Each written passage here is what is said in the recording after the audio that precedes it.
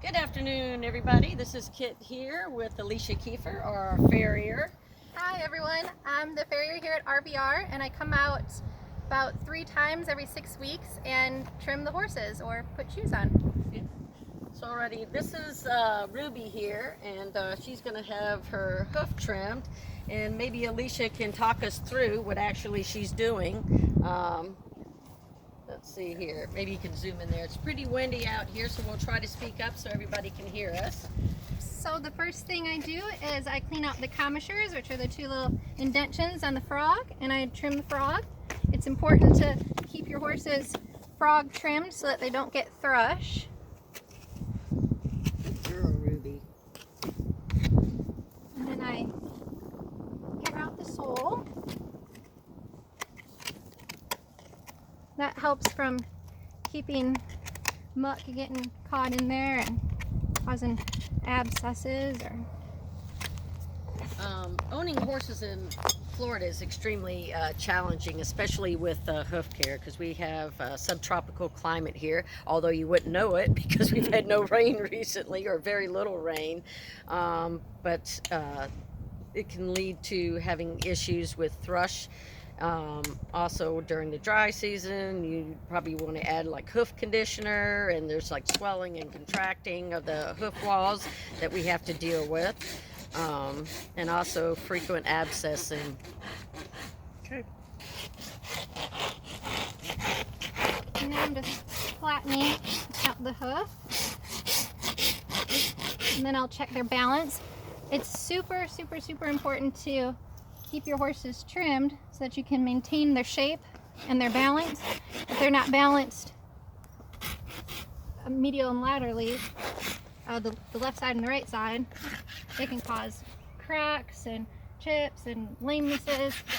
So it's very important to keep them balanced And stress on their joints as well. So, hey Alicia, quick question for you. So we know some horses require shoes and some don't. Can you give us some instances where some shoeing would be required in horses? Yes, shoeing is required on some horses for either protection or traction, like performance horses, or for therapeutic reasons. They might have had an injury that you're trying to stabilize the hoof capsule and again protect it. And the shoes also need to be reset regularly and trimmed. You have to pull them off, trim the foot, and nail the shoe back on. Can you do a particular type of shoeing, which I don't know the technical name for it, but where you do a heat shoeing on there? Can you tell us a little bit what is involved with that? Yes, hat shoeing is just when you take the horseshoe and you heat it up in your forge, and you're able to then shape it to the horse's foot, and you can burn it. It's a light burn. It's not like you're so the horse hurting doesn't the feel horse. that at all. No, and that helps kill any bacteria. It gives a complete flat surface in between the shoe and the foot, so you don't have stuff, debris getting caught in between. It's very beneficial for them. It could kill any bacteria or fungus that might be growing in there. It smells lovely. Yeah. It's very delightful. And now I'm just rounding it up and dressing off any type of flare that could be on her foot that would cause it to chip or crack. Well, actually, you can take a look between the difference in the two hoofs. The hoof that was just rasped and addressed, and this is her kind other. of pick them up. Maybe you could see it. Versus this shape, Yep. which should mirror their coronary band, and it's nice and round, it's smooth. And then you have one that has not been trimmed.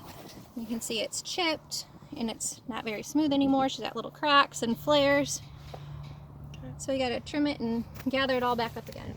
So, and most of our horses out here are on a 6-week cycle where they have their hooves done, and that's a bare bone minimum. Some horses required to have their hooves done every 5 weeks, either due to an injury or just their particular issues with their hooves. Some can even just grow more. Yep. They require to be trimmed or shod more often based on their growth. Ruby has pretty good hooves to work on, doesn't she? Yes, she does. She actually has very nice feet. Very nice. They're nice. They're big for her. They fit her body very well. She actually has some heel, which you don't see sometimes too often. What was that last part? Their heel. Sometimes you don't see a ton of heel on them, but she has quite a bit of heel, and she grows a nice hoof wall that I can trim off. And that having a nice heel on there has to do with the way a horse lands on their feet. Okay. Yeah. So if you, and that's another reason where you could also get into shoeing as well. Is if a horse did not grow a lot of heel on there, you could actually shoe them to give them a little bit of a wedge in there to give them some more heel support in the back part of their leg.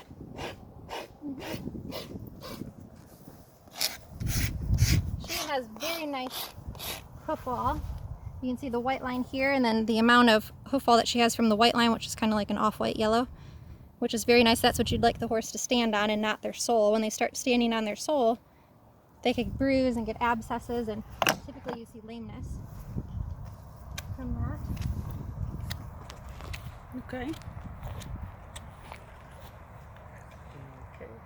Is there anything you would like to add, Alicia, that maybe for the novice horse person with respect to hoof care and horses?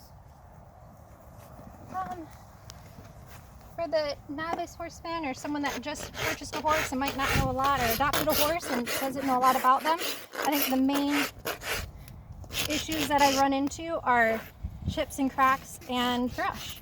So those are probably the most important things to keep your horse's feet trimmed on a regular cycle, and pick your horse's feet regularly. Clean out the commissures and see how it's nice and solid. There's no thrush. If there is, there's products that you can purchase at your local feed store, and you try to pour that on there a few times a week. Okay. All righty. Well, thank you so much for giving us a little bit of your time, Alicia. I know you're a little bit camera shy. We're slowly getting you over that, aren't we? Yeah, I'm being forced. What do you call it? Voluntold? Yeah, yeah, she was voluntold. And this is beautiful Miss Ruby. Thank you, Ruby.